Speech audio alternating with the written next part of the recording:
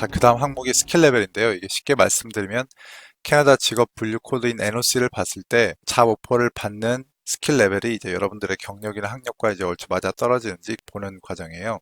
예를 들어서 여러분들이 캐셔럴 일을 쭉 하셔왔는데 캐나다에서 갑자기 엔지니어로서 잡오퍼를 받는다든지 그런 것들은 이제 아무래도 말이 안 되니까 그런 면에서 여러분들의 경력의 레벨이 이 잡오퍼를 받는 그 레벨과 맞아 떨어지는지를 보는 거라고 보시면 돼요. 이 NOC 코드에 대해서 제가 간단히 말씀을 드리면은 일단 캐나다에서 이민이나 취업을 준비하시는 분들은 대부분 NOC 코드를 알아두셔야 될 일이 생기실 텐데 쉽게 생각해서 캐나다에 있는 모든 직업들을 분류 코드를 써가지고 카테고리를 나눠놓은 거라고 보시면 돼요.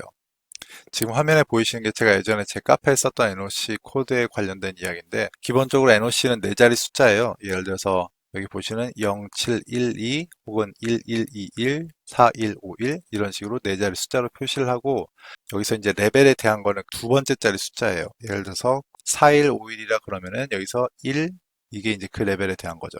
그래서 여기 보셨을 때 이 두 번째 자리 숫자가 0이나 1이면은 레벨 A고 2나 3이면은 레벨 B고 4나 5면 레벨 C, 6이나 7이면 레벨 D가 돼요.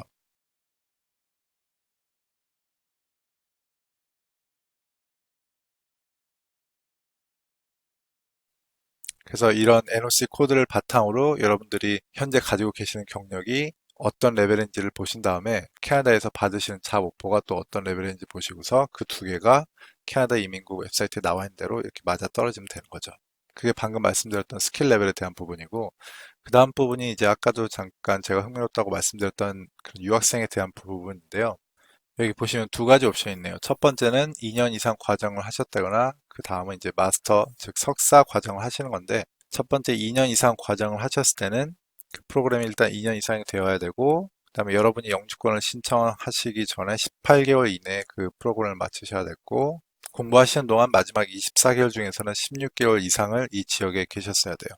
그게 첫 번째 옵션이고요. 두 번째 옵션은 이제 석사나 혹은 그 이상을 받으신 분들, 즉 석사나 박사가 있으신 분들은 그 학위를 받으시는 동안 풀타임 스튜던트로 공부를 하셨어야 됐고 영주권 신청서를 내시기 전에 지난 18개월 이내에 그 학위를 받으셔야 됐고 그리고 공부하시는 동안 쭉 이 지역에 계셨어야 된다는 조건이 있습니다. 그래서 이제 제가 보기엔 이게 좀 흥미로운 조건인데 제가 이 RNIP에 참여하는 해당 지역들에 대해서 자세히는 알지 못하지만 대부분 작은 지역이니까 학교가 그렇게 많지는 않을 거라고 생각을 해요. 그런데 이제 최근 RNIP가 이제 이런 내용을 발표를 하면서 새롭게 이제 요새 제가 많이 받는 질문 중에 하나가 RNIP에서 이런 조건이 있어서 그런 쪽에 학교를 가려고 하는데 어떻게 생각하느냐라고 여쭤보시는 분들이 굉장히 많더라고요. 그런데 제 생각으로는 사실 어차피 학교를 가실 거라면 그리고 어차피 그 2년 이상의 학교를 가실 거라면 꼭 RNIP가 아니어도 다른 옵션들이 많이 있거든요. 그래서 제 생각엔 사실 이렇게 RNIP에서 이런 조건이 생겼다고 그래서 뭐 이미 학교를 다니고 계시는 분이면 괜찮죠. 그 지역에서. 그런데 아직 학교를 가지 않으신 분들이 이 RNIP의 그런 조건 때문에 그 지역에 있는 학교를 찾아서 가시는 거는 저는 그렇게 추천드리고 싶지는 않아요. 아까도 말씀드렸듯 어차피 학교를 가실 거라면 꼭 RNIP 아니어도 뭐 익스프레스 엔트리로 점수를 채운다든지 혹은 그 지역에 주정부로 한다든지 옵션이 굉장히 많아지니까 그런 면에서 너무 이렇게 RNIP만 놓고 생각하지 마시고 넓은 시각에서 보고 판단하시면 좋겠어요. 자, 그 다음 조건이 이 영어 점수에 대한 조건이고요.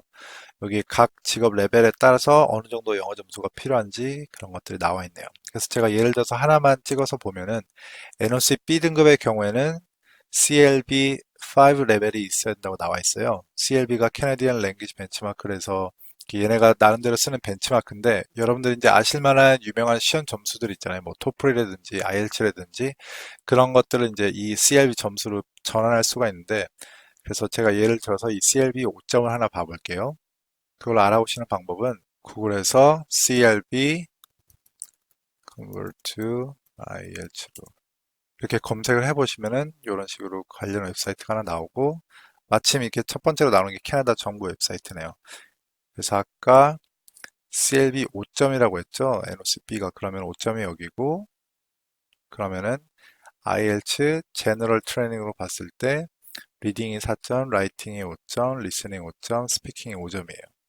그래서 어떻게 보면 이 영어 점수도 굉장히 낮은 편이라고 볼 수 있는 게 NOC B 등급이면은 캐나다 NOC 정의상 이렇게 대학교 이상의 과정을 한다거나 적어도 이렇게 고등학교 이후 어느 정도의 잡 트레이닝을 해서 구하는 그런 일들인데 보통 캐나다에서 컬리지를 갈 때 영어 점수가 5.5에서 6점 정도가 요구가 돼요.